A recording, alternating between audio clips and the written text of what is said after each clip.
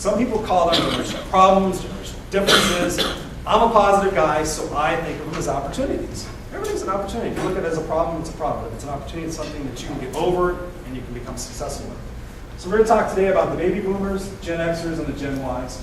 We're going to do a little bit of comparison so you can understand why each one of them is a little bit different. That means in the morning you're kind of like a Gen Xer, and then in the evening you're kind of more like these are going to be generalizations you're going to see, because I have some Gen X tendencies, but I also have some other tendencies as well. I'm very Gen Y in certain experiences, but I want to share with you some comparisons so you understand why certain generations are the way they are. And once I did this investigative research and gave a bunch of presentations on this, I learned a lot.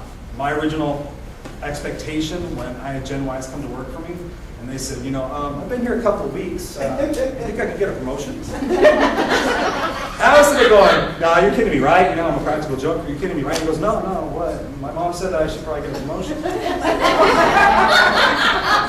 You're kidding? No. And I sat there and said, and you guys I'm sure have said this too, I said, you know what, I got to teach this kid a lesson. How many said I got to teach this kid a lesson? Yes.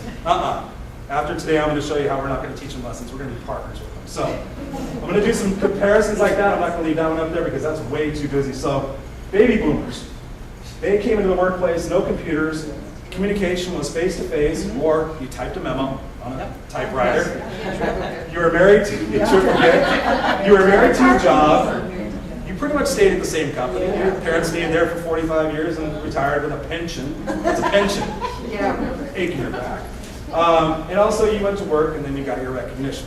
Okay, that's traditionally how baby boomers view the world, and that's what they experience, based on political environments, socioeconomic environments, what was going on in the world at that particular time. Gen X, also called the latchkey kids, we were very independent. Relationships were figured out they didn't have to stay together just because that's the way the 50s said it had to be. People started getting divorced, you had your single kids. I was a latchkey kid. For us, it was an introduction to computers. I had a Commodore VIC-20, that was my first computer. I thought it was the best thing in the world. Our communication at work was face-to-face. We did a lot of face-to-face communication. Also, we started doing some technology work as far as communicating with each other. We looked for a work-life balance. We switched careers a few times. I want to try this. I've heard 1,000 times people have gone to school for a psychology major, and I ask them what they're doing today, and they say, I'm selling shoes at the mall. Why? There's something about myself. Let me help you. Here's my card. And also, it was work. Back in those days, there really wasn't recognition programs to speak of because we just went to work, we're told what we had to do, and we did it. Gen Ys, we're also called the millennials, they only know computers. That's all they know. They only know instant gratification. Microwaves were always there. DVD players, all these different things. Their primary source of communication, cell phones, texting, instant messaging, emails, Facebooking, they do everything electronically. Pretty soon they want a chip in their head so they can just go, I know what you're thinking. Could you imagine that? Oh, Lord. Mel Gibson movie comes to mind. What women want. Social activities. Gen Ys are really into social activities. Many careers and many jobs. They want to experience things. They're not out to be stuck like their parents were. And they want recognition and then do the work, like we just talked about. So we're going to do some more comparisons. Baby boomers wore suits to work. Dress pants and everything. Team-oriented, they resist change. Baby boomers, this is the way we did it. This is what our forefathers said, and that's the way it's going to be. Generalization, of course. 13 channels on the TV. 13! The video game of the day was Pong. I remember having a Pong. Yeah. There's 85 million baby boomers, generally speaking, in the world today. So, and they pride themselves on loyalty. Gen Xers, this is casual. They work alone, they accept change. 200 channels, starting to get a little bit more broader. Okay, got some choices. Atari 2600. Yes! Now we got little bleeps going all over the place. 50 million of us, and we're considered skeptics because we're just not sure what's going to happen next. We grew up in a time where it's like, okay, mom, dad, divorce, what's going on with these downsizes, these mergers, all these different things, with the world and the wars. We're just like, okay, I'm not too sure about all this. Gen Ys, very individualistic. I'm sure you guys have gone to your local shops and you've seen the piercings and the this and the that. Before it wasn't acceptable. It was like, hey, you take that out.